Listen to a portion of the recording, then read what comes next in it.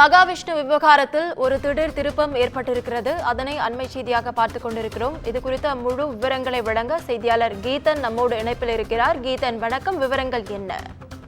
வணக்கம். குறிப்பாக சென்னையில அசோக் நகர் மகளிர் மேல்நிலைப்பள்ளி மற்றும் சைதாப்பேட்டை மாதிரி மேல்நிலைப்பள்ளியில் பரம்பொருள் அறக்கட்டளை சார்ந்த மகாவிஷ்ணு மாணவர் மத்தியில் சர்ச்சைக்குரிய வகையில் மூடநம்பிக்கை சார்ந்த கருத்துக்களை பேசியது சர்ச்சையை ஏற்படுத்தியது. இதனைத் தொடர்ந்து மகாவிஷ்ணு தற்பொழுது கைது செய்யப்பட்டிருக்கின்றார். இந்த நிலையில் இந்த மகாவிஷ்ணு நிகழ்ச்சியை அனுமதி அளித்தது யார், இந்த நிகழ்ச்சியை அளித்த பரிந்துரை செய்தது யார் உள்ளிட்ட அந்த கேள்விகள் எழுந்த நிலையில் மாவட்ட முதன்மை கல்வி அலுவலர் உத்தரவில்லாமல் இது போன்ற நிகழ்ச்சி நடைபெற்றிருக்க வாய்ப்பில்லை என்கிற பரவலாக கூறப்பட்டது.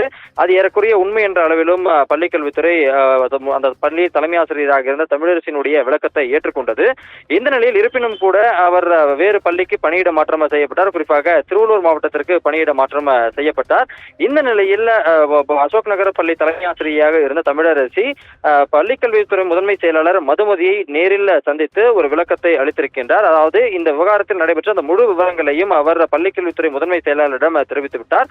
அதாவது குறிப்பாக மாவட்ட முதன்மை கல்வி அலுவலர் மார்ஸ்னுடைய உத்தரவின் அடிப்படையிலேயே தான் அசோக் நகர் பெண்கள் மேல்நிலைப் பள்ளியில் இந்த நிகழ்ச்சி ஏற்பாடு செய்ததாக அவர் ஒப்புதல் அளித்திருக்கின்றார்.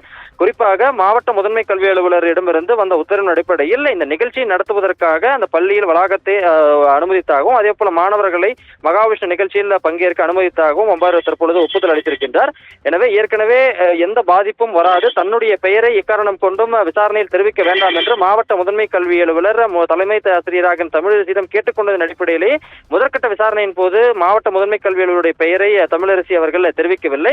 தற்பொழுது அவர் பணியிட மாற்றம் செய்துவிட்டார், தனக்கே பாதிப்பு வந்துவிட்டது என்கின்ற போது தற்பொழுது நடந்த முழு உண்மைகளையும் தெரிவித்து விட்டார். அந்த வகையில் மாவட்ட முதன்மை கல்வி அலுவலர் உத்தரவின் பேரிலேயே மகாவிஷ்ணு நிகழ்ச்சி நடைபெற்றதாக தலைமை ஆசிரியர் தமிழரசி தற்பொழுது பள்ளிக்கல்வித்துறை முதன்மை செயலாளரிடம் ஒப்புதல் அளித்திருக்கின்றார்.